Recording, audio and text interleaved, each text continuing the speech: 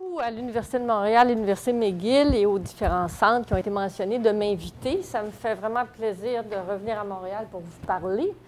Et ça me fait d'autant de plaisir qu'on m'invite à parler d'inflation législative, qui est une sous-catégorie de la légistique. Alors, je me suis intéressée à la propriété intellectuelle dès le début de ma carrière. Et l'intérêt pour la propriété intellectuelle m'a amené à m'intéresser à la rédaction et à l'interprétation des lois parce que la réputation de la loi sur le droit d'auteur dans les pays de Commonwealth, c'est la réputation de la loi la plus difficile à lire de tous les textes législatifs. Et d'habitude, c'est une technique, la légistique, c'est une technique, une habilité qui est un peu ignorée. Les gens font peu de conférences. C'est comme si c'était la chasse gardée seulement de certains, ceux qui vont rédiger les lois. Et donc, il n'y a pas cette passion-là. On n'attire pas nécessairement les foules si on leur dit qu'on va faire une chose en rédaction législative. Et pourtant, à mon avis, les problèmes de rédaction expliquent bien souvent les échecs des lois à accomplir leur mandat, hein, à accomplir ce pourquoi on les avait adoptés. Alors, aujourd'hui, je vais donc me concentrer sur l'item inflation législative et droit d'auteur et vous expliquer donc pourquoi je pense que certains travers, qui sont des travers, là, des manquements aux règles normales de rédaction des lois, ont amené un certain nombre de problématiques en droit d'auteur. Parfois en critiquant le législateur, mais parfois aussi en expliquant que notre législateur a été un peu pris de court et que c'est peut-être normal qu'on ait un texte qui soit toujours de plus en plus volumineux. Alors, normalement, en parlant d'inflation législative, les gens s'amusent à quantifier l'inflation législative. Alors, je vais me prêter à l'exercice traditionnel. J'ai quelques chiffres. Et je suis remontée donc dans les lois refondues du Canada et j'ai regardé le nombre de pages. Alors, je ne suis pas encore dans la quantification des mots, je suis restée à le nombre de pages. Alors, on regarde par exemple dans les lois refondues du Canada, 1927, on avait 36 pages, donc une loi assez modeste, mais c'était la version uniquement en anglais. C'est-à-dire, oui, la version en anglais. 1952, on était encore à 32 pages, encore la version en anglais. 1970, cette fois-ci, il y a une découverte. On a les deux versions, mais là, la police d'impression est tout à coup réduite. Mais là, on a les deux versions. On est encore à 35 pages, donc tout va bien. 1985, on est à 36 pages. Et quand on arrive en 2015, là, j'ai pris le document PDF sur le site du ministère de la Justice. On est rendu à 158 pages. Alors, il y a eu une inflation claire entre 1985 et 2015. Dans ma présentation, pour vous expliquer un peu pourquoi j'estime que cette inflation législative est due à des manquements au niveau de la rédaction des lois, je vais vous parler donc de ce qu'on appelle l'inflation législative et je vais vous faire un rappel des règles de base pour les rédacteurs des lois. Le légiste, là, qu'est-ce qu'on lui enseigne? Et vous allez voir que dans la loi sur le droit d'auteur, il y a eu des problématiques particulières pour les légistes et il y a des fois où, effectivement, notre législateur est tombé dans les travers habituels qui créent l'inflation des lois. Ensuite, donc, après avoir fait le rappel de certains principes de rédaction, je vais expliquer, je vais les regrouper, les problèmes de rédaction qu'on a eus, regrouper au niveau de ce qu'on appelle la conceptualisation. Ça, c'est une difficulté réelle en matière de droit d'auteur. Deuxième problème qui est connu partout, c'est le problème de mise en œuvre du droit international. Ça, c'est un phénomène rampant dans tous les pays. On a de plus en plus cette difficulté-là. Et finalement, et c'est là où je vais être le plus critique, un problème de législateur casuistique, c'est-à-dire un problème de législateur qui légifère toujours au cas par cas. Et ça, c'est vraiment un travers. Alors, l'inflation législative, ce n'est pas un phénomène nouveau. En fait, on trouve là dans les écrits de Tacite, Tacite qui est né en 58 après Jésus-Christ, mort en 120 après Jésus-Christ. Déjà, lui vous disait, écoutez, le pluralisme des lois, la profusion de lois, c'est lié à l'État corrompu. Plus il est corrompu, plus vous aurez de lois. Alors, corrompu, probablement qu'il voulait plus dire un État dysfonctionnel. Et donc, déjà, là, on a une première constatation d'inflation législative. Dans le texte que je cite ici d'Alain-François Bisson, là, il en donne d'autres exemples, mais un favori de Michel de Montaigne, en 1595, qui vous dit « À l'opinion de celui qui ne me plaît pas, là, c'est celui qui pense que par la multitude des lois, on va brimer l'autorité des juges. Nous, en France, on n'a plus de lois que tout le reste du monde ensemble, plus qu'il n'en faudrait pour régler tous les mondes d'Épicurus. » Alors, clairement, lui aussi trouve qu'on a un problème d'inflation législative. Les auteurs éminents, plus récents quand même, Jean Carbonnier, qui même appelait ça l'effet assiduis, parce qu'on retrouve cette expression-là, c'est le premier mot d'une législation de Justinien, qui, donc, sous l'acharnement de... Ici, c'était des épouses que les maris avaient ruinées. Donc, un acharnement, puis assiduis, ça veut dire tenace, un acharnement tenace où ils venaient se plaindre. L'empereur décide, bon, c'est très bien, on va vous faire quelque chose, et ils vont créer une hypothèque privilégiée pour les épouses. Alors, ils vont appeler ça, en sociologie de la législation, l'effet assiduis. Quand on a quelqu'un qui revient à la charge, on finit par craquer et on lui donne sa disposition législative. Plus récent encore, André Lucas, en 2003, lui, parlait vraiment du droit d'auteur, on va vous dire, décisif et hélas, le triomphe du lobbying, dissimulé sous le manteau de l'autorégulation. La loi n'est plus le résultat de la recherche de l'intérêt général, mais bien la recherche des intérêts de ces groupes de pression identifiés qui se foutent des grands principes, qui veulent des solutions toutes faites, d'où la casuistique législative. Et donc, il va à nouveau se plaindre, principalement, lui, des directives européennes qui n'en finissent plus de tomber. Le sujet est d'autant plus d'actualité qu'on estime que l'inflation législative serait un frein à la croissance économique. Alors là, j'ai trouvé en 2013 un texte où, à nouveau, un auteur se plaint d'inflation législative en France, où on dit « Notre pays, pendant ce temps, demeure en queue de peloton pour ce qui concerne le poids de la réglementation dans le rapport annuel des compétitivités des économies nationales. » Alors, je suis allée voir ce document, et effectivement, on appelle ça « Burden of Government Regulation », donc le poids de la réglementation étatique qui freine donc les entreprises, qui freine la croissance économique. Et là, c'est amusant parce qu'effectivement, la France est encore le 121e pays dans le poids de la législation. Nous, au Canada, on est au 39e rang, c'est pas si mal, proche du Royaume-Uni. On est mieux que les États-Unis, mais là, il faut peut-être prendre le tout avec un grain de sel parce que le pays qui gagne, c'est le Qatar. Je ne suis pas sûre qu'on veut tous s'enligner sur la réglementation du Qatar. Mais vous voyez donc que c'est une préoccupation qui revient constamment. Est-ce qu'il y a une inflation législative? Qu'est-ce qu'on va faire pour régler l'inflation législative?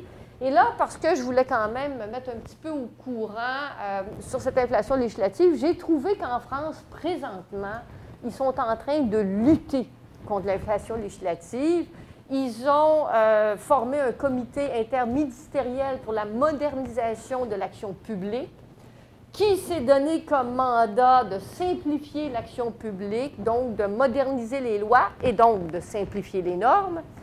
Et là, ils ont, comme on fait d'habitude, formé un comité pour étudier la question qui devait donc faire un rapport sur comment lutter contre l'inflation législative. Et de fait, le rapport a proposé de former à nouveau un conseil. Alors maintenant, on a le Conseil national d'évaluation des normes, mais quand on va regarder la loi, c'est le Conseil national d'évaluation des normes applicables aux collectivités territoriales et à leur établissement public. Bref, ça vise les municipalités. Et quand on regarde leur rapport, parce qu'ils ont fait un premier rapport en 2014, bien, ils ont examiné 4 projets de loi, en fait. Le restant, c'était l'examen d'arrêtés des municipalités. Donc, on voit qu'il y a toujours l'expression dans le monde de la gouvernance, l'expression qu'on doit lutter contre l'inflation législative, mais généralement, s'il n'y a pas une volonté politique, puis je vais revenir, ça s'enlise. Alors, au Canada, au Québec, c'est un sujet qu'on connaît aussi. Il y a eu, à un moment donné, sous le gouvernement chrétien même, on voyait même des documents où ils disaient on va lutter contre l'inflation législative. Et de fait, ce qu'ils ont fait, c'est de mettre en place un processus pour l'adoption des lois. Et les gens, par exemple, du ministère de la Justice, du gouvernement fédéral, viennent dans mon cours d'interprétation présenter ce processus-là. Et de fait, il y a une directive du cabinet. Quand est-ce que vous devez présenter un projet de loi? Et il faut défendre son projet de loi, il faut justifier que c'est la bonne chose à faire. Et il faut le justifier à travers ce qu'on appelle le mémoire. Donc, c'est un mémoire qui doit être écrit pour le cabinet, qui va être présenté au cabinet. En vérité, il est en fait examiné par le comité spécial du secteur de ce projet de loi et ensuite un comité chargé de la priorité et de la planification. Où là, en théorie, ils sont censés freiner les projets de loi qui seraient inutiles. Néanmoins, on a vu, là, ça a été mis en place en 1999, ma loi a continué à engraisser, même depuis 1999.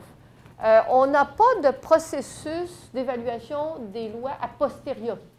Et ça a été proposé quand même, un petit peu comme la France, là, un processus d'évaluation des textes normatifs qui, après coup, donc, s'occuperait de vérifier périodiquement est-ce qu'on a trop de lois, s'il y en a des inutiles. Il y a des petits éléments, mais en fait, par exemple, la Commission de révision des lois du Canada s'occupe de réviser les lois pour le fond, la forme, pardon.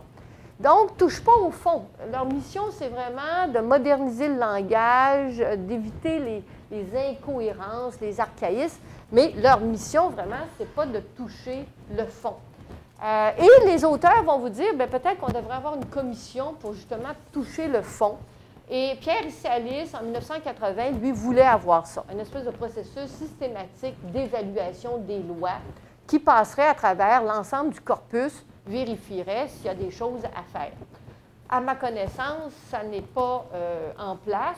Daniel Jacobi, à peu près à la même époque, lui donnait une espèce de guide. Quand est-ce qu'il faut légiférer, comment on va légiférer. Alors, on voit que les auteurs s'intéressent à la question, mais en fait, ça relève essentiellement des ministères qui sont en charge des lois, de chacun des lois. Alors, dans notre cas, évidemment, la loi sur le droit d'auteur, ce serait le ministère Industrie Canada, je pense qu'il a changé de nom, et Patrimoine Canada, qui devrait dire, écoutez, nous, on estime qu'on devrait faire une révision du fond de la loi pour la clarification, la simplification.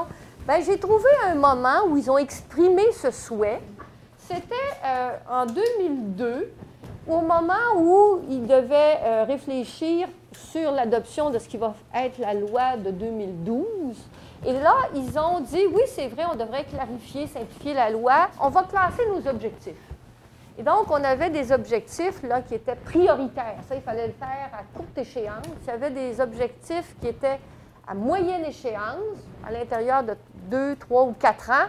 Et dans 4 ans, disait-il, on s'occupera de simplifier et clarifier la loi.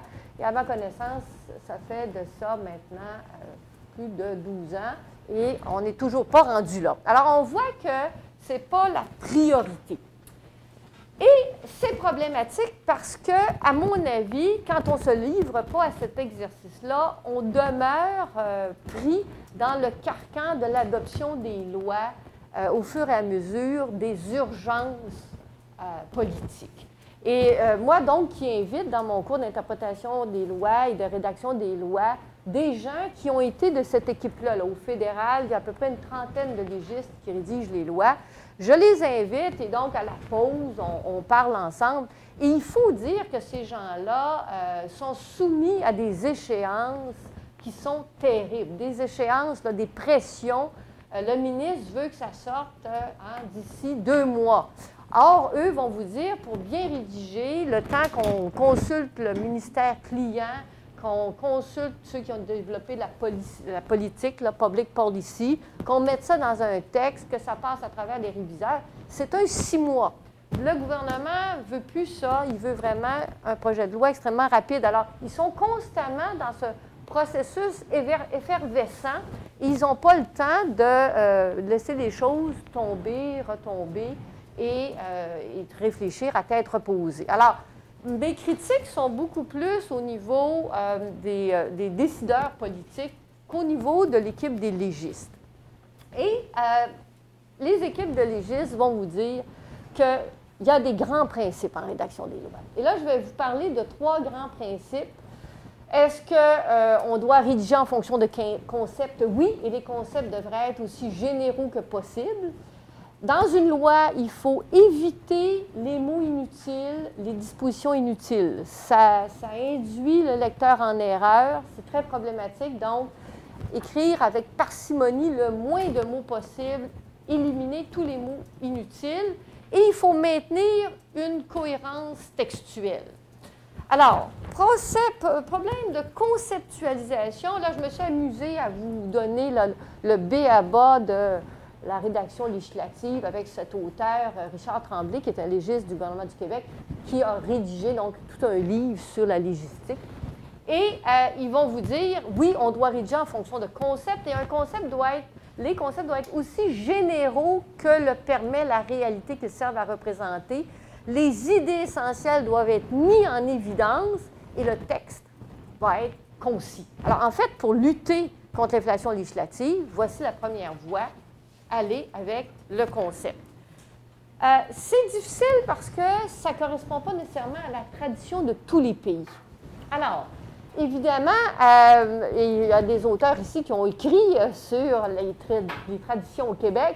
On a des légistes qui vont être de tradition de common law et d'autres de tradition de droit civil. Et quand on remonte dans l'histoire d'Angleterre, on s'aperçoit que le processus de rédaction des lois a été influencé par des enjeux politiques. Et entre autres, à un moment donné, il y a eu des réelles tensions entre le judiciaire et le roi et des réelles tensions entre le judiciaire et la législature. Et à partir du 17e siècle, alors qu'avant les lois étaient rédigées dans des termes très généraux en common law, 17e siècle, tout à coup, on commence à avoir des législations extrêmement détaillées et c'est une perte de confiance à l'égard des juges.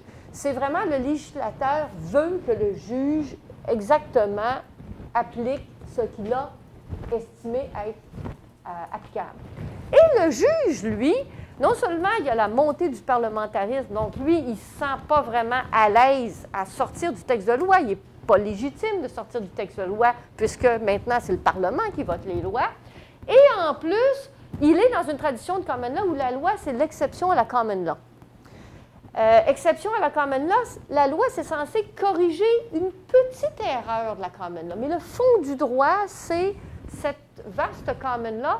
Et donc, le juge, quand il voit un texte de loi, il va faire naturellement une interprétation restrictive. Il va dire, écoutez, on veut juste corriger ce petit problème, donc on s'enligne sur le texte de loi. Du côté civiliste, pour des raisons historiques à nouveau, parce qu'on a eu ces tendances-là aussi, à un moment donné, le roi qui voulait interdire l'interprétation des juges.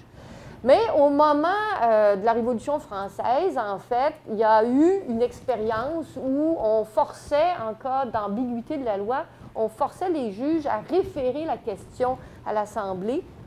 Et on s'est rendu compte que ça ne fonctionnait pas. Cette histoire, le référé législatif constamment, c'était problématique. Et donc, quand Portalis va faire son discours pour l'adoption du Code civil, ils ont, depuis 1790, déjà l'expérience.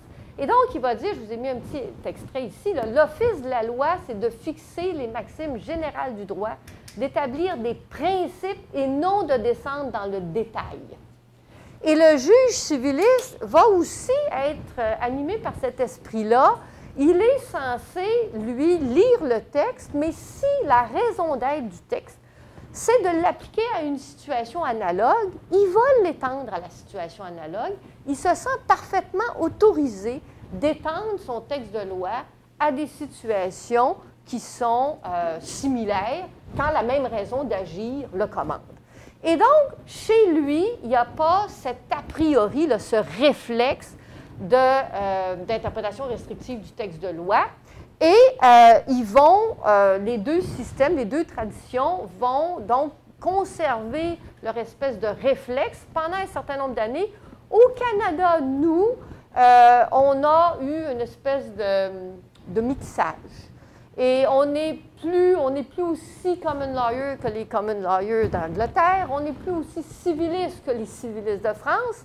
Néanmoins, quand j'enseigne mes cours d'interprétation, là, je leur donne, il y a 2-3 exemples. J'ai des étudiants comme là dans mon cours souvent, et à la pause, ils viennent me dire, Madame Boudreau, vous aviez raison. Quand je vous ai entendu, j'ai dit, non, la solution, c'est cela. Et ils allaient vers l'interprétation restrictive du texte que je proposais. Alors, il y a encore une espèce de réflexe. Donc, rédiger la loi doit tenir compte de la tradition. Et la tradition, puis du côté de la loi sur le droit d'auteur, on a eu vraiment des exemples de cette tradition. La tradition, c'était sur le texte extrêmement précis. Alors, dans le cours de rédaction des lois, je leur donne un extrait de l'acte pour protéger la propriété littéraire de 1832, donc du Haut-Canada à l'époque. Et à regarder, du Bas-Canada, il est par la présence statuée, là je vais sauter, que toute personne, ou pluriel, personne résidente en cette province qui sera ou seront les auteurs de quelques livres ou livres, cartes, plans ou œuvres de musique déjà faits ou composés et non imprimés ou publiés, ou qui seront ci-après faits et composés, ou qui, on continue là, ou qui inventera, dessinera, gravera à l'eau forte ou au burin, ou fera graver à l'eau forte ou au burin, ou fera d'après... Ça ne se termine plus. Et donc, ça va leur prendre un certain temps avant de sortir de ce mode de rédaction. Il y a d'ailleurs encore maintenant un mouvement où ils appellent ça le Plain Language Drafting pour lutter contre ce type de rédaction. Alors, donc, utiliser des concepts larges, des règles larges et pas descendre dans le détail. Voici ce que le légiste demande. Deuxième chose, il ne veut pas, le légiste, que vous écriviez des mots inutiles, parce qu'il y a une règle d'interprétation de la présomption d'effet utile des mots dans une loi. Chaque mot, si le législateur a voulu y mettre un mot, chaque mot a son importance et il faut y trouver un sens différent des autres mots. Et ça signifie que l'ajout d'un mot ou d'une disposition dans le texte peut toujours changer l'interprétation. Alors ici, je vous ai donné un extrait de la Cour suprême qui nous explique cette présomption d'effet utile des mots. Et la cohérence textuelle, à nouveau, Richard Tremblay, qui va vous dire, écoutez, le concept de cohérence textuelle veut qu'il n'y ait pas de contradiction logique dans un texte de loi et qu'il y ait une continuité de la pensée, une logique dans le texte de loi. Et donc, s'il y a un illogisme, mon juge va être créatif. Il va éliminer l'incohérence. Il va trouver un moyen de rendre le tout logique et cohérent. Et donc, il va commencer à jouer avec le texte. Alors, en matière de droit d'auteur, je vais passer à travers ces 3 règles-là et je vais vous donner des exemples parfois où ça a été un défi pour le législateur parce que je pense qu'ils n'ont pas eu la tâche facile, et des exemples où là, à mon avis, ils ont été moins fidèles aux règles de rédaction législative, et des cas où je pense où là, ils se sont laissés aller. Alors, d'abord, le moment où ils avaient des difficultés devant eux, les concepts généraux en droit. Alors, notre légiste nous dit il faut que vous rédigiez à travers des concepts généraux. Il y a un législateur qui l'a fait en matière de droit d'auteur, c'est le législateur français. Alors, nous, on a en France, ils ont au Code de propriété intellectuelle l'article 122-1. Le droit d'exploitation appartenant à l'auteur comprend le droit de représentation et le droit de reproduction. 2 grands concepts. Et c'est tout. Ça s'arrête là. Je vais vous parler aussi du droit d'autorisation, parce que nous, on a aussi ce concept général dans la loi sur le droit d'auteur d'autorisation. Alors, prenons le concept de reproduction. Alors, une reproduction, bien sûr, si je photocopie mot à mot un livre, c'est une reproduction textuelle, je n'ai pas à me poser de questions. Qu'est-ce qui arrive quand c'est une traduction? Bien là, la traduction, je n'ai pas pris aucun mot du texte. Or, la règle en droit d'auteur, c'est que je ne protège pas les idées, mais l'expression de l'idée. Donc, je n'ai pas pris l'expression, je n'ai pas pris aucun mot, j'ai traduit dans une langue étrangère. L'adaptation, c'est la même chose. Il y a des adaptations, quand je prends un roman et j'en fais un film, bien, il y a des grands bouts, il n'y a pas de conversation. Alors, c'est Le vieil homme et la mer, je pense, il y a très peu de... Alors là, je n'ai pas pris aucun mot du livre, j'ai fait un film. Est-ce que c'est une reproduction? Et une fois que j'ai fait la reproduction, est-ce que mon droit de reproduction me permet de contrôler les copies? Alors, est-ce que mon droit de reproduction, c'est aussi de dire, vous pouvez reproduire, mais vous ne pouvez pas vendre la copie à tel type d'usager? Alors, en France, où ils ont juste droit de reproduction, ils ont interprété leur mot reproduction comme incluant tout ça.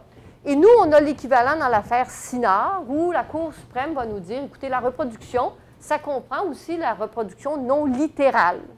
Alors, ça comprend l'adaptation, la traduction, etc. Donc, première étape en France, grand concept de reproduction, ce qui fait qu'ils peuvent se contenter d'une ligne. Hein, les droits d'exploitation comprennent le droit de reproduction, point. Et là, le problème, c'est que dans l'entourage du droit d'auteur, il y a d'autres conceptions du mot reproduction. Dans la Convention de Berne, et nous, on a adhéré à la Convention de Berne, on est lié par la Convention de Berne, le droit de traduction, nous dit cet auteur Lewinsky, c'est un self-standing right qui va à côté du droit de reproduction. La même chose, le droit d'adaptation va passer dans la Convention de Berne à sa révision de 1948 comme un droit autonome, indépendant. Là, si je prends cette tradition-là et que je mets dans mon texte de loi, le droit d'exploitation comprend la reproduction, je ne couvre plus l'adaptation, je ne couvre plus la traduction ou la mise en circulation des exemplaires.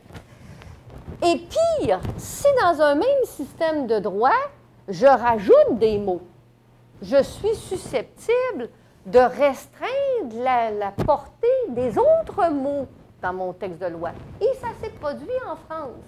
Quand ils ont parlé des droits voisins, donc les droits aux artistes-interprètes, aux producteurs de phonogrammes, etc., là, ils ont, en plus du mot reproduction, regardez la suite, reproduction mise à la disposition du public par la vente, l'échange ou le louage. Eh bien là, les auteurs ont dit, dans ce cas-ci, le mot reproduction ne veut pas dire le droit de destination de contrôler les exemplaires de l'œuvre. Et j'ai trouvé effectivement un auteur qui vous dit, écoutez, sinon, les mots seraient inutiles. Ma règle d'interprétation, les mots ne doivent pas être inutiles, donc l'application de la théorie du droit de destination de contrôler les exemplaires de l'œuvre ne s'appliquerait pas, selon cet auteur-là, pour les droits voisins. Parce que le législateur a dit reproduction et mise en marché, etc. Alors, j'ai donc, et là c'est vraiment problématique, j'ai donc dans le même texte un même mot avec peut-être deux significations. J'ai rompu ma règle, je vais à l'encontre de ma règle de logique textuelle. Il n'y a plus cette continuité textuelle. Et là, ça veut dire que mes interprètes peuvent aller, en fait, où ils veulent. Alors, au Canada, on a eu ce dilemme-là. Qu'est-ce qu'on fait avec le droit de reproduction? Est-ce que mon droit de reproduction, c'est le droit large? Ou est-ce que c'est la vision réductrice du droit de reproduction? Et en fait, mon législateur a été oscillant.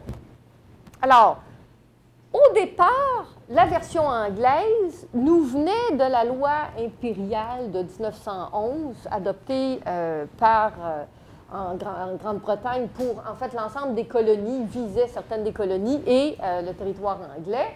Et donc, c'était « means and includes ». Alors, le droit d'auteur signifie, comprend ceci et comprend cela.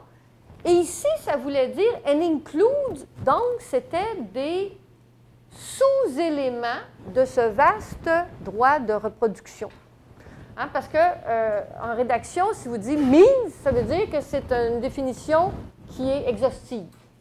And include, ça veut dire que vous avez rajouté des éléments plus détaillés pour être sûr. Hein, ils disent aussi for greater certainty. Donc, du côté anglais, c'était ça.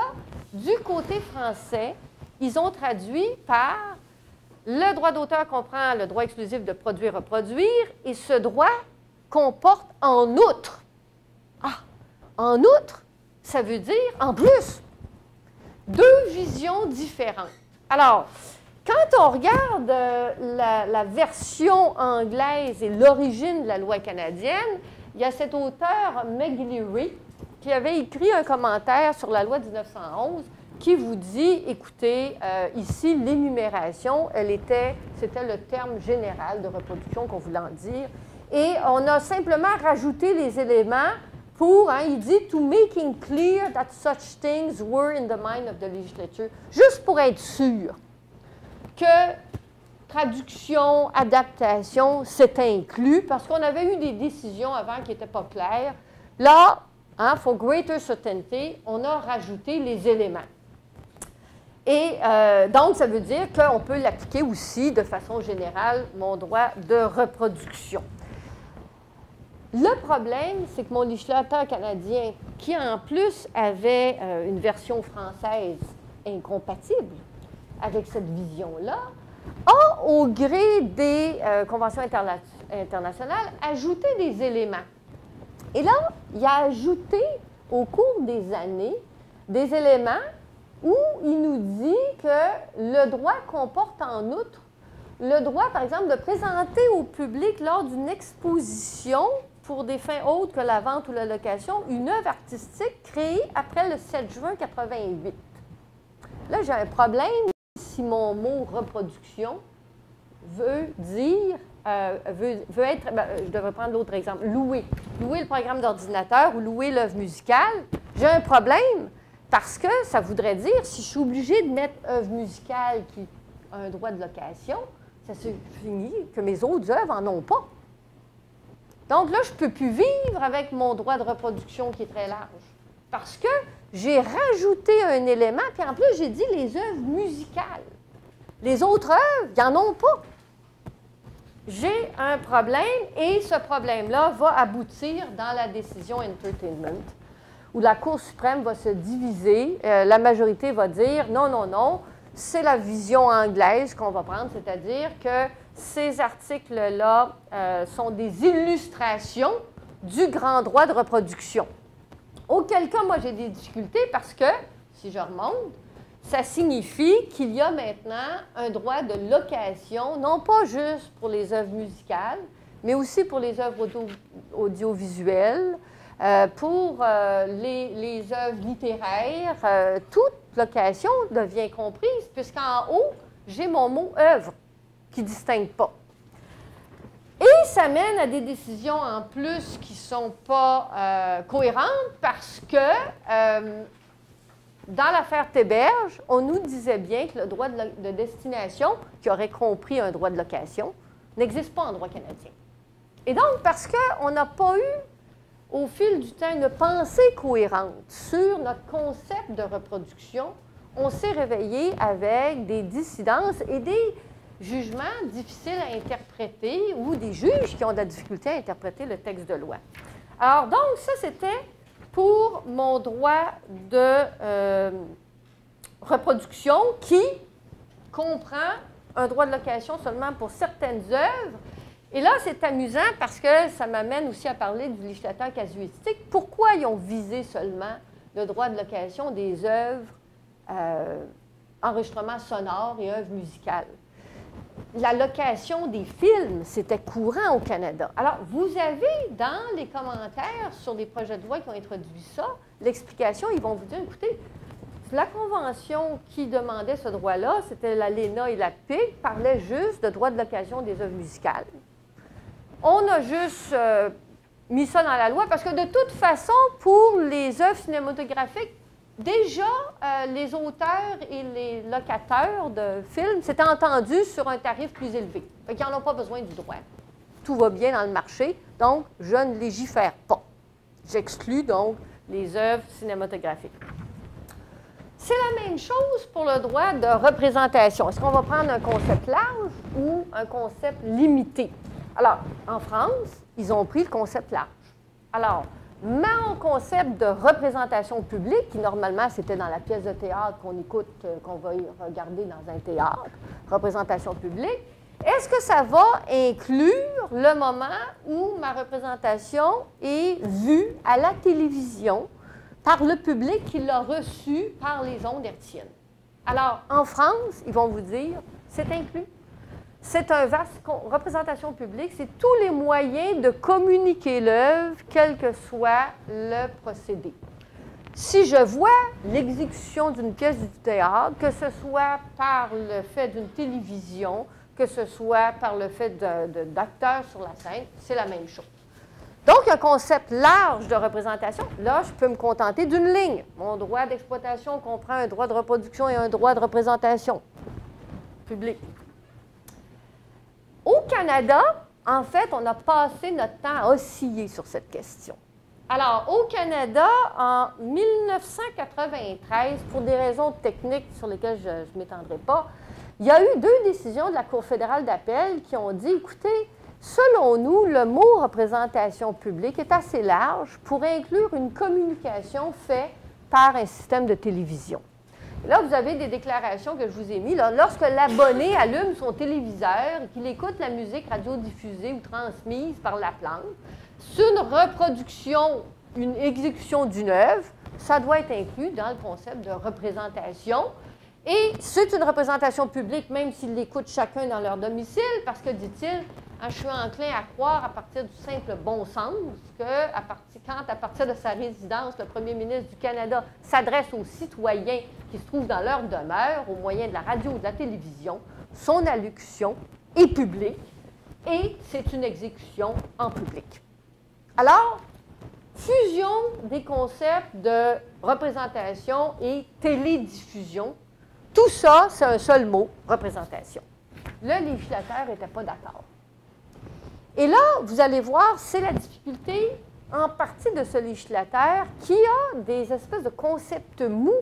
Donc, s'il choisit une loi en utilisant ces concepts mous, le contrôle lui échappe. Alors, il est intervenu, ce législateur, en 1997 en disant non, non, non. Quiconque communique au public par télécommunication une œuvre ne fait pas une exécution de cette œuvre de ce fait. Et donc, dans son esprit, ça signifie qu'il y a comme 2 choses qui se passent quand il y a une émission qui est diffusée par la télévision. Il y a l'acte de communication par télécommunication que Radio-Canada fait. Et si j'allume la télévision dans un lieu public, il y a une représentation publique. Il y a donc 2 concepts séparés.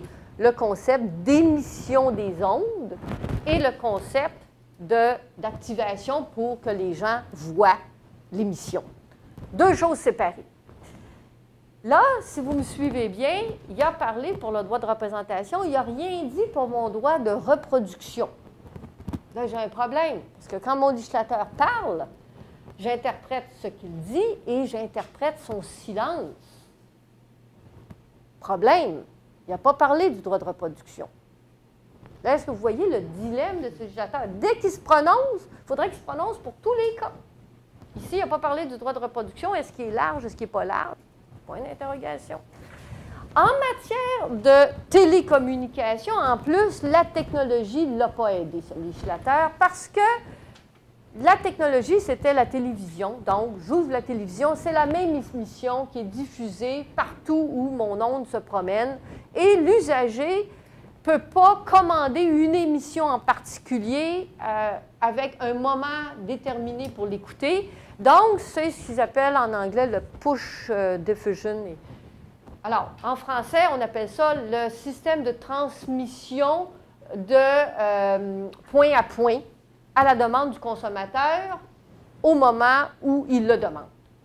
Est-ce que ma représentation publique inclut ça? Alors, il y a eu une décision en 2012 où effectivement, ils ont dit oui, oui, oui.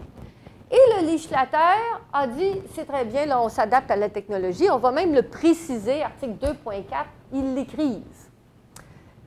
Toujours se souvenir, si le législateur parle, le législateur a voulu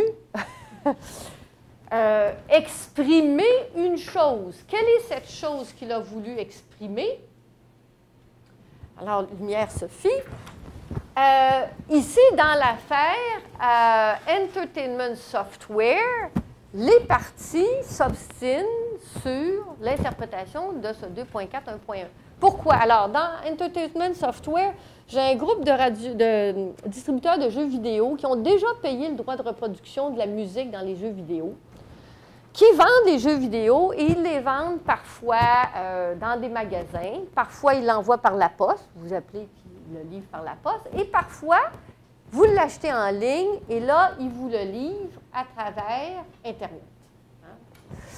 Et le problème, c'est qu'on sait, nous, maintenant, qu'une chose qui est diffusée par Internet, c'est une représentation en public, une télécommunication au public que le législateur a visée. La décision va arriver avant le 2.4.1.1, avant son adoption. Alors là, ça signifie, pour ceux qui sont pour les redevances, ils vont dire, écoutez, le législateur a parlé, donc il n'est plus d'accord avec la cause entertainment. Ça, c'était l'ancien droit. Dès que vous modifiez le texte de loi, les parties vont chercher à y trouver un sens différent. En interprétation, il y a une règle même pour aller à l'encontre de ça, mais c'est un réflexe. Ils vont plaider. Le législateur a changé le texte, ça veut dire d'autres choses. Oui. Mais il n'y a pas la règle, je pense qu'il n'y a pas la règle qui dit que quand le législateur change un article de loi, on n'est pas censé interpréter oui. que c'est l'article contrario avant. Oui, c'est l'article 43 de la loi d'interprétation fédérale que les juges ignorent. Okay. Quand ils veulent voir une modification du texte législatif. Et la pratique de tous les tribunaux, là, c'est de vérifier les modifications des lois pour savoir qu'est-ce que ça a changé. Alors, quand ils veulent dire, écoutez, le législateur a juste voulu transcrire dans la loi ce qui était déjà, là, il invoque l'article 43 de la loi d'interprétation, ou 45, le 43 ou 45, puis quand ils ne veulent pas, on n'en parle pas, c'est le silence complet. Alors, on voit ici que mon législateur, dans les deux cas, donc, il s'est mis à légiférer parce qu'il n'était pas certain de son concept. Hein? Il a commencé à mettre des alinéas parce que, est-ce que mon droit de reproduction, c'est un concept large ou les juges vont m'en faire un concept très circoncis? Donc, je vais rajouter des alinéas. Et puis, de temps à autre, il dit, bien là, je ne suis pas sûr que mon mot interprétation veut dire telle chose. Fait que je vais le mettre dans le texte de loi. Vous voyez déjà l'inflation du texte de loi. Dans un cas, concept d'autorisation, là, mon législateur, il était tout à fait en ligne avec un texte concis, bref, une ligne, est inclus dans la présente définition. Qu'est-ce que c'est un droit d'auteur? Le droit exclusif d'autoriser ses actes. Vous n'aviez pas plus court que ça, concept d'autorisation.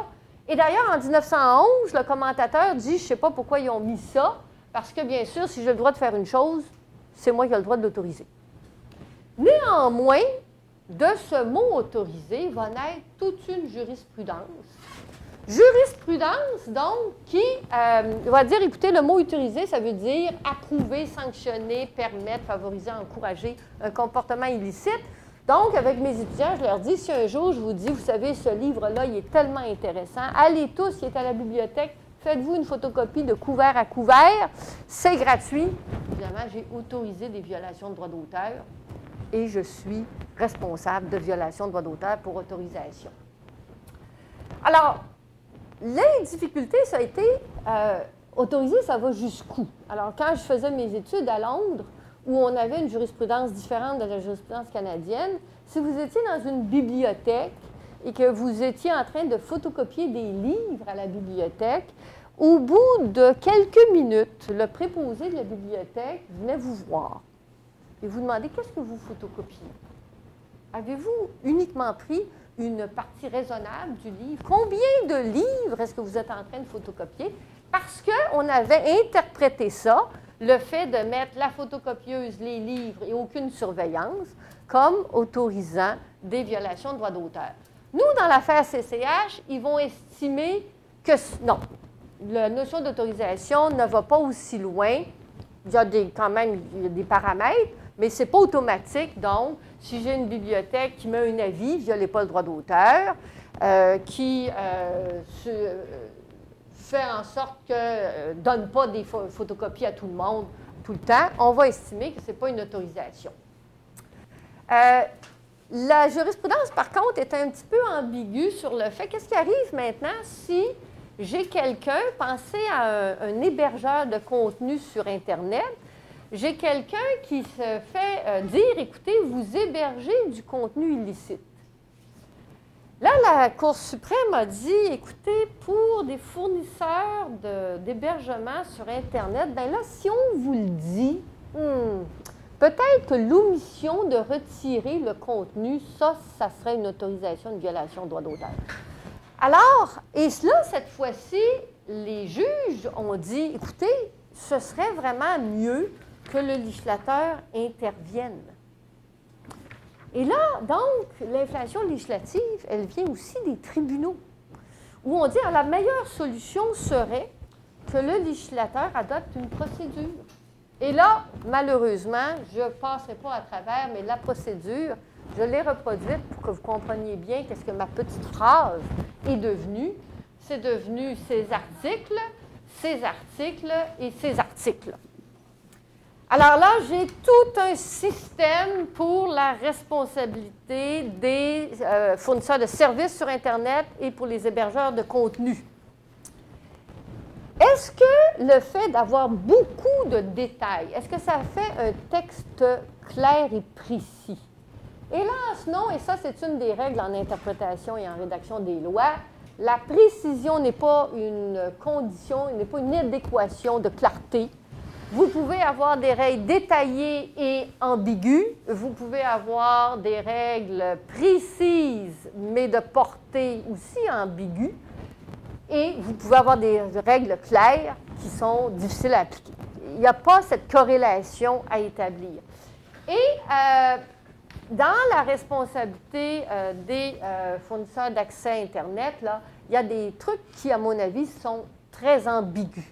Alors, on nous dit qu'une personne peut être responsable si elle s'aperçoit que son service sert à un nombre important de violations, que cette personne-là fait valoir, même implicitement dans sa publicité, que c'est utile pour violer le droit d'auteur, qu'on sait qu'il y a beaucoup, qu'est-ce que c'est ça? Beaucoup des utilisations importantes qui sont des violations de droit d'auteur, que le service ne serait pas viable si ce n'était pas qu'il servait à des violations de droit d'auteur. Alors là, je vous demande, Google, le moteur de recherche, est-ce qu'il remplit ces conditions-là? Alors là, le législateur s'est dit, ils vont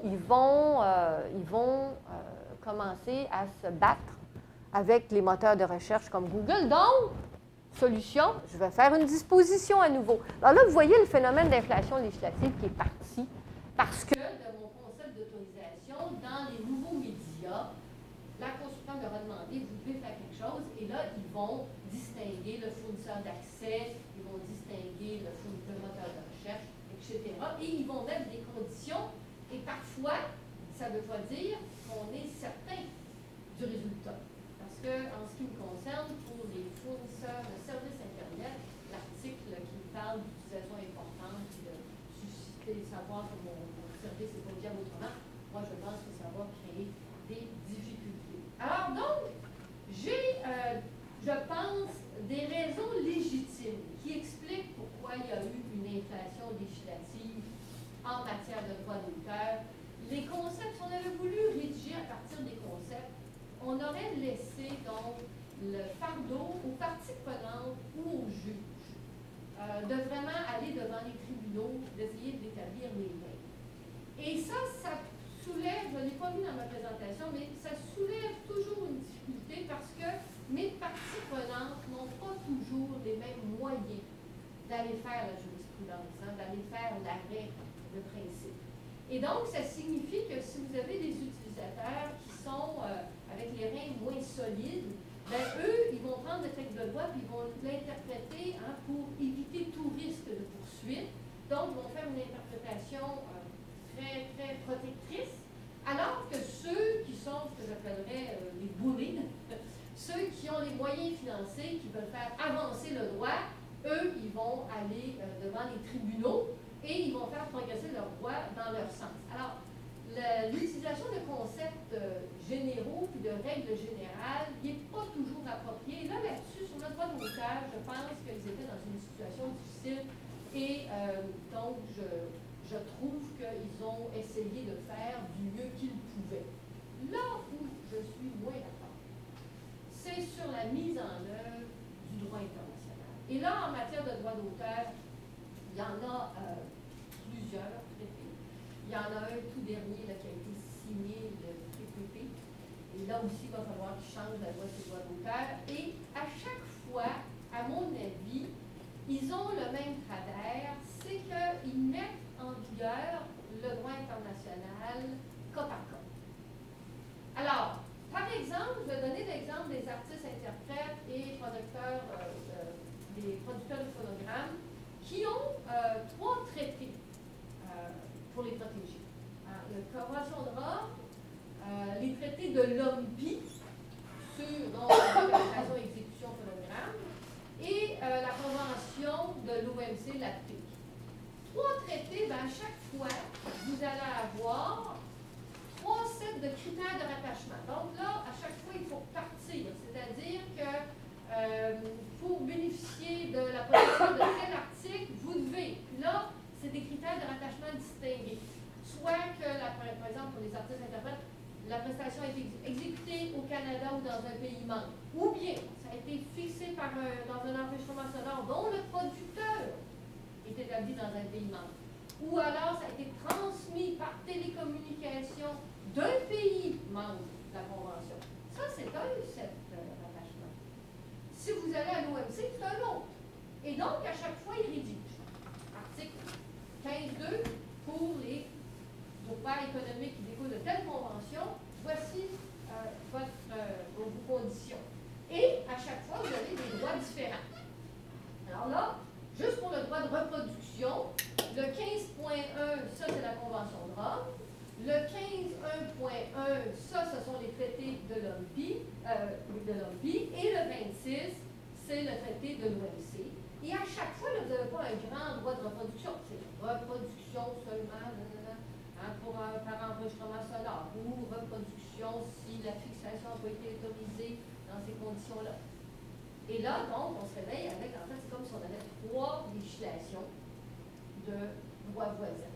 Et à mon avis, ça, c'est un législateur qui voit le droit d'auteur et les droits voisins uniquement comme un droit économique, et même pas un droit économique où on dit, normalement, quand on dit il y a une vision économique du droit, on dit il veut établir une pièce de législation qui, dans le marché, va remplir telle fonction.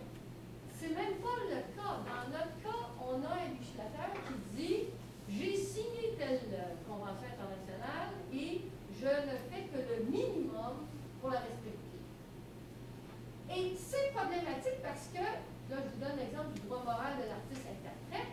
Il y a des fois où on se dit, mais vraiment, là, il veut vraiment limiter la protection uniquement aux artistes-interprètes qui sont d'un pays qui a signé cette convention-là. Alors, les artistes-interprètes, par exemple, ont dans une convention le droit de se plaindre si on a modifié leur prestation d'une manière préjudiciable à leur honneur ou réputation.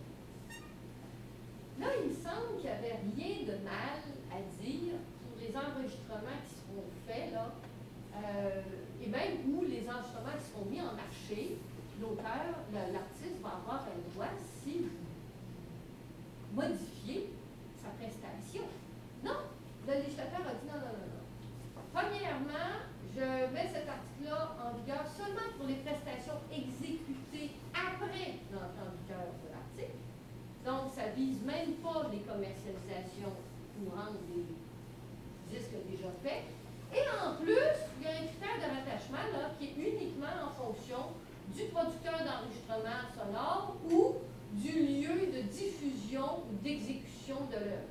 Même un artiste canadien, selon ma lecture, même un artiste canadien, qui irait dans un pays qui n'est pas membre de la Convention, il n'en reste plus beaucoup, mais sont en Iran et en Irak, si j'ai bien vérifié la liste des pays qui n'ont pas encore adhéré. Alors, un auteur canadien qui irait dans ce pays-là, qui ferait un disque, le disque revient au Canada, il ne peut pas évoquer ce droit moral parce qu'il ne rentre pas dans les critères de rattachement.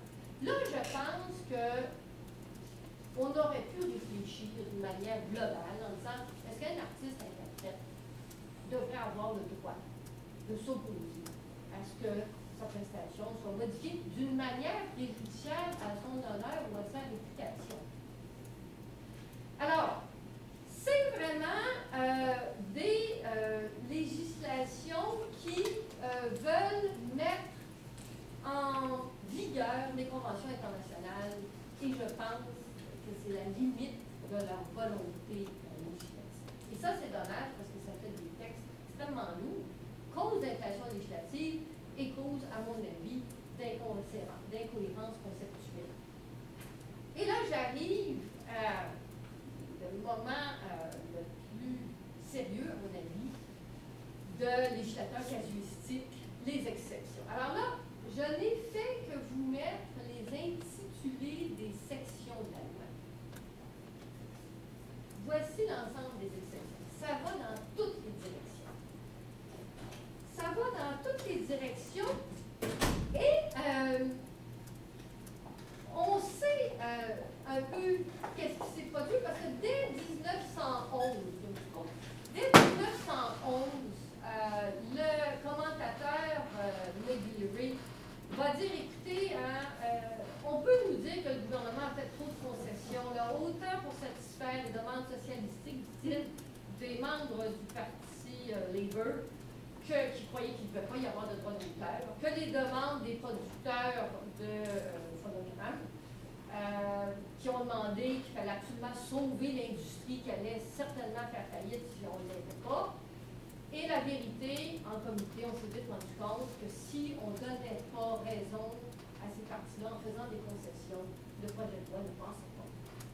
Et donc, c'est l'aveu des commentateurs qui disent, écoutez, on s'est rendu compte que si on voulait avoir le vote en chambre, il fallait faire des compromis. Et donc, en matière de droit d'auteur, il y a cet aspect-là des revendications. Alors, l'effet assiduiste, là, il est là.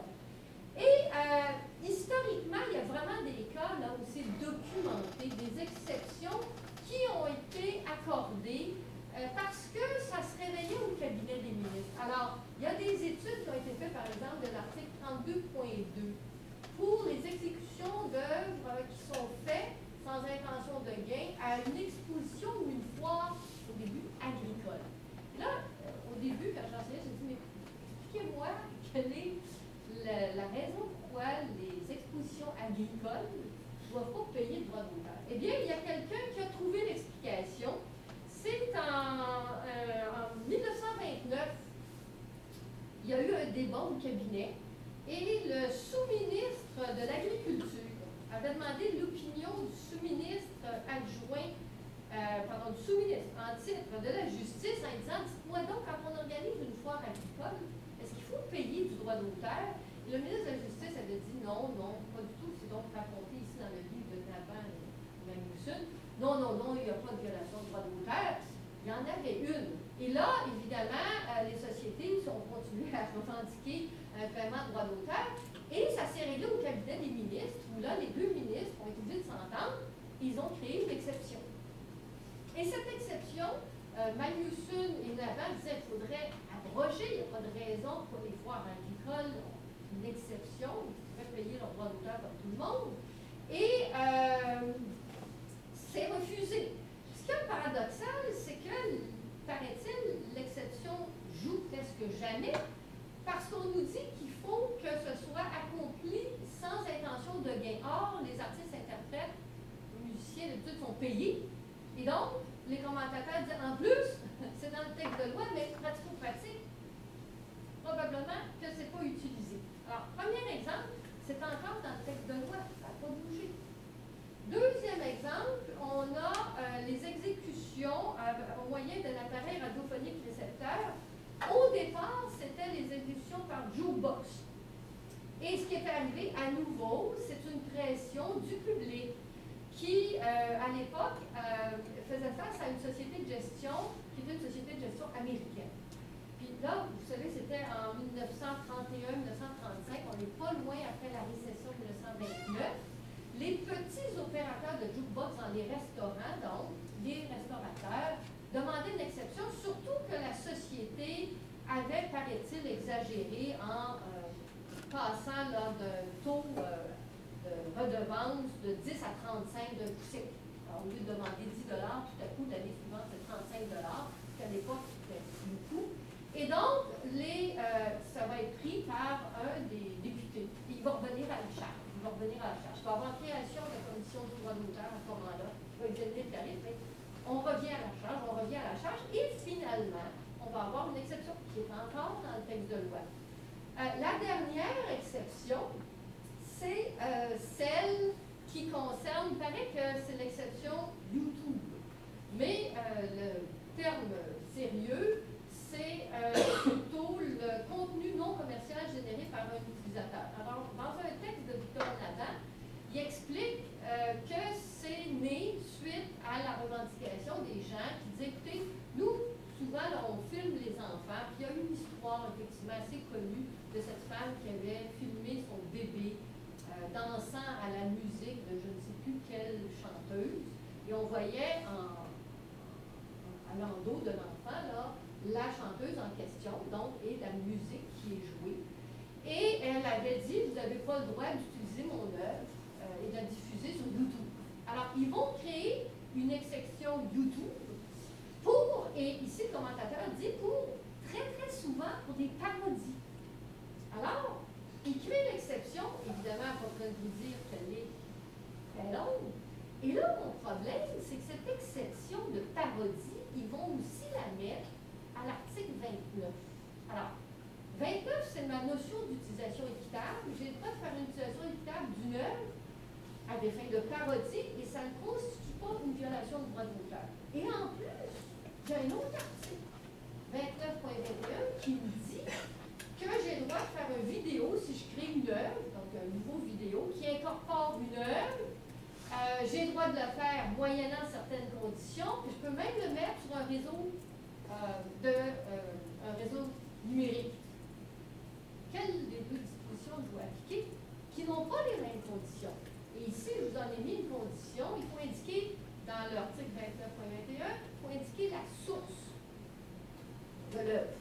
Alors, quand je fais mon film YouTube, mon film de mon bébé dansant, là, je suis censée mettre en background que c'est avec la chanson de telle personne, interprétée par telle personne, de telle série, de tel disque, etc.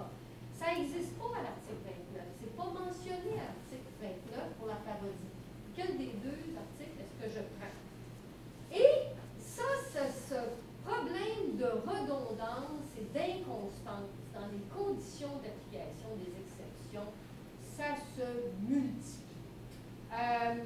Vous avez, à l'article 29.21, tout à coup, l'utilisation équitable, cette fois-ci, ne constitue pas une violation de droit d'auteur, ça a des fins de critique, mais cette fois-ci, il faut que vous énumériez les sources. Et là, entre autres, s'il y a une prestation, vous devez mentionner le nom de l'artiste-interprète. Alors, David Weber, dans un commentaire, disait « Bonne chance à celui qui veut faire la critique d'un disque d'un orchestre symphonique. » Lui, avant de passer à sa critique, il va devoir énumérer tous les musiciens de l'orchestre. Alors, pourquoi l'avoir mentionné à 29.1, ne pas l'avoir dit à 29 et le reproduire à 29.21? En matière d'éducation, évidemment, là, on a la même chose. On a l'utilisation équitable à des fins d'éducation. Déjà un paquet d'exceptions particulières. Des exceptions particulières qui me demandent, comme professeur, parfois, des choses assez embêtantes. Ça me demande si c'est l'exécution en public d'une œuvre cinématographique, à condition que ce ne soit pas, à même un exemplaire contrefait, ça va, OK. Et là, par contre, ça ne me dit pas pour l'exécution en public d'une œuvre lors de la communication en public par télécommunication. Alors, là, comme professeur, donc, si j'ai pris une vidéo, il faut que je m'assure que c'est une copie légale.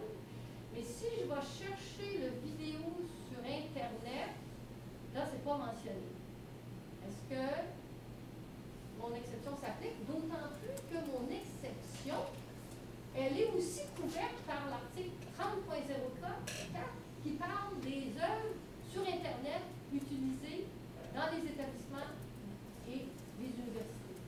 Là, qu'est-ce que je fais? Est-ce que je suis couverte par 29, par 29.5 ou par 30.04, avec des conditions différentes? Vous voyez ici là, que le législateur a en gros répondu à des demandes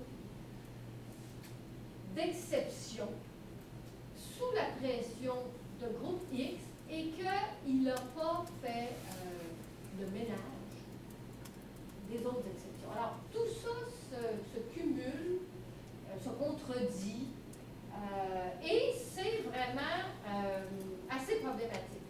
Là, il y a des cas aussi, puis là, je n'ai pas d'études sociologiques, mais tout de même, mon sentiment est qu'il y a des conditions qui me semblent réalistes. Alors, j'ai le droit, dans le cadre des exceptions pour la leçon, de mettre des extraits d'œuvres, mais ma condition, c'est que l'élève va détruire la reproduction dans les 30 jours suivant la date à laquelle les élèves inscrits au cours vont recevoir leur évaluation. Alors déjà, j'ai de la difficulté à obtenir les travaux des étudiants pour les noter. Je ne suis pas certaine que j'obtiendrai d'eux une promesse de détruire la copie que j'aurais envoyée dans les 30 jours de la remise de la note du groupe. Puis là, j'ai un problème avec ceux qui font des examens différés, parce que là, je vais leur demander de détruire la copie, puis ils n'ont pas fait l'examen. Enfin. Et c'est ce que j'appelle l'université police, parce que l'université doit veiller à ça. L'université, donc, doit prendre des mesures dont il est raisonnable de croire qu'elles auront pour effet d'empêcher les élèves de fixer, reproduire et communiquer en contravention de l'article une œuvre en question. Alors, je pense que mon législateur ici s'illusionne sur les pouvoirs des institutions d'enseignement à l'égard des élèves. Alors, j'aurais d'autres exemples sur la copie privée, mais j'aimerais ça quand même avoir des questions. Je vais passer directement à ma conclusion.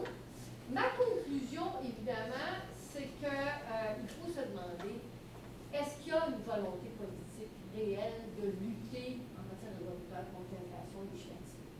Et tant que cette volonté politique ne sera pas là, une volonté où on dirait, oui, écoutez, on va faire un effort de clarification et simplification de la loi, j'ai bien peur que l'on continue à avoir une loi qui souffre dans le fond. Alors, merci beaucoup.